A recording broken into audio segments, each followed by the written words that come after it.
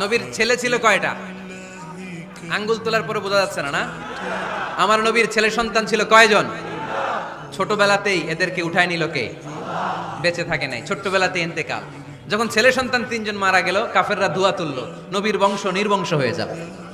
মুহাম্মদ তুমি হলো আবতার, নাউযু বিল্লাহি মিন যালিক।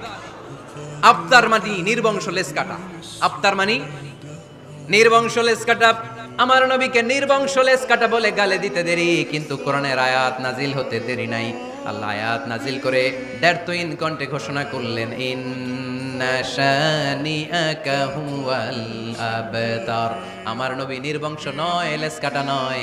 যারা আমার নবীকে গালি দিয়েছিস তোরাই লেজ কাটা।